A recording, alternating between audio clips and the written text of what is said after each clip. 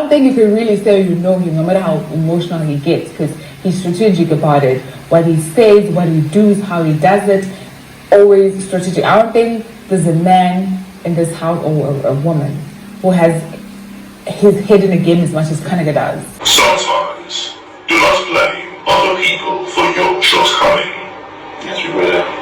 Accountability is very important. Yes, we will. Do you understand? I love the way Big Brother sets the record straight. I love the way Big Brother puts him in his place. Guys, Kanaga Jr. still had the mindset of Miracle and Ipeleng being the cause of Tati and Ibu's veto power and immunity being revoked. Like, can you imagine? Prior to his diary section and even during his diary section, Big Brother had to ask him strategic questions, you know, to ensure that he resets his brain, puts it in order. Hey guys, welcome back to my channel. It's your girl Zinny and I'm back again like I never left. If you're a returning subscriber, thank you so much for coming back, and if you're joining me for the very first time, you are highly welcome. Now please smash the subscribe button and give this video a thumbs up. You can also turn on your post notification to be notified when I post a new video. Without further ado, guys, we're going to be talking about Kanaga and Khosi's diary section. So yeah, let's get on to it. Now Big Brother asked the housemates during their diary section to state some of the tactics and strategies they've noticed, you know, they've observed from other housemates, right? Now Kanaga Jr. said that Ipeleng is playing a psychological game, that she's actually Tati's friend,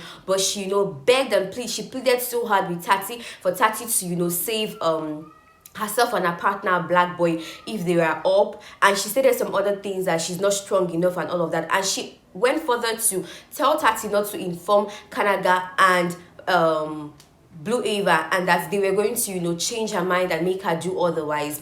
And to him, he feels like that's actually a type of game. Now for Miracle, he said Miracle does things intentionally to provoke people, and you know, he pretends like he didn't do it, like he's not the cause of the problem. You feel me? He's not the reason that thing happened, and he goes about apologizing. He actually makes people to be aware of the fact that he is the one, but then he pretends not to be the one. And he said to him, that's actually a good game. I feel like his game is trying to, you know, maybe cause a thing and then make everyone come around and see that he's probably not the reason for whatever has happened. Now he went for that to blame Miracle and Ipeleng from being the cause of, you know, the royals' misfortune, the punishments they had and all of that. And you know, coupled with the fact that Tati claimed like she was sick, it made him very sad. You know, he had a very sad countenance during his diary section, and he kept heaping blames upon blames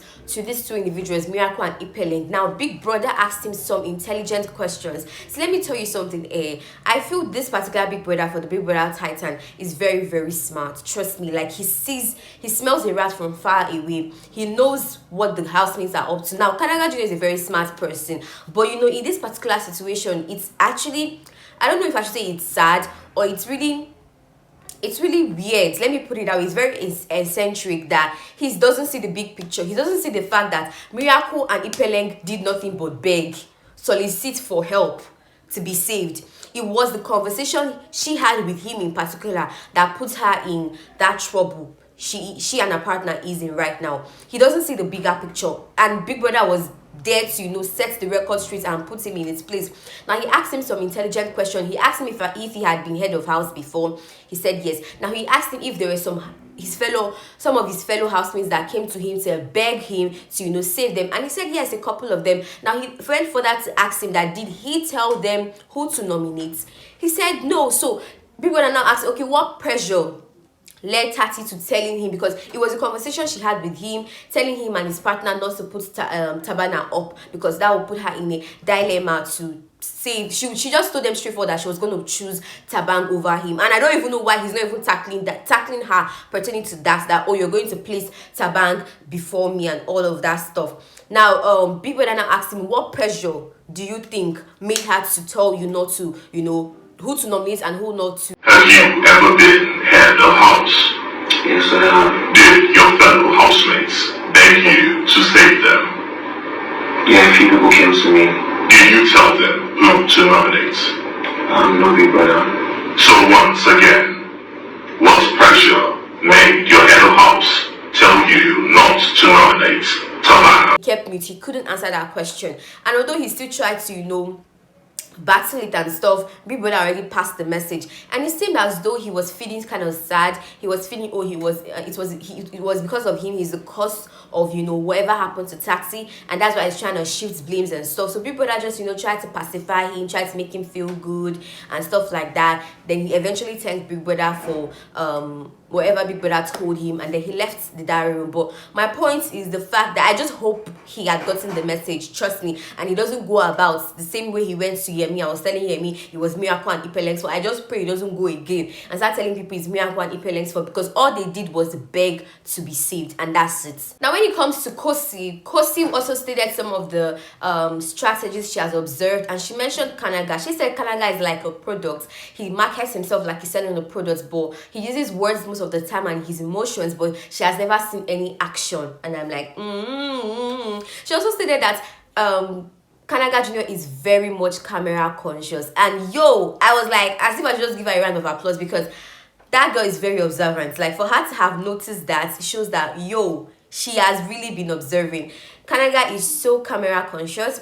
She said he's actually playing a very strategic game, but you know, he pretends as if it's not. He adds his emotions even in the arena games, his interpersonal communication with the other housemates. He's a very strategic person, and you know, sometimes he overdoes it and stuff like that. But you know, she stated what she has seen basically about Kanaga Jr. Now she moved on to talking about Blue, and she stated that she doesn't really know much about Blue, but from what she has seen pertaining to, you know, the conversations and the house or whatever she has seen, basically she sees Blue as wanting to be that girl, a smooth operator basically. I really can't say much about it because I'm going to be honest with you, but I do not know Blue. I've never taken a moment to get to know her, so I just know what I see on the shelf, which is what, you know, looks like she's selling, right? Which is just, you know, a smooth operator, does his thing, not really trying to be, she's just trying to be that girl. And that, you know, although they've spent like 7 weeks plus in that house, you know, she hasn't really gotten to know Blue very much. They haven't had like a full-fledged conversation talking about themselves, and it saddens her heart because all of this is because of a man, and she would like to, you know, since this week's theme is about kindness, she would love to, you know, talk to Blue, like have schedule a meeting basically to speak to Blue and all of that type of stuff, you know, to get to know her basically. And Big Brother now advised her to, you know, move on to Black Boy, for Black Boy to schedule a meeting between the both of them, and to spice things up, she should wear a blue t-shirt. And I'm like, okay, to make it seem like, oh, she's rooting for Blue and stuff. And I'm like, I just hope Blue is gonna give her attention, because from Blue's diary section, I made that video on Blue's diary section in my last video. She didn't really make nice comments about Khosi in her own diary section. It was more of Yemi. Yes, she talked about Khosi pertaining to Yemi, and it wasn't really that positive, you feel me? So I just hope Blue will be civil enough to give her the attention. Now she said she would like to make that move and all of that.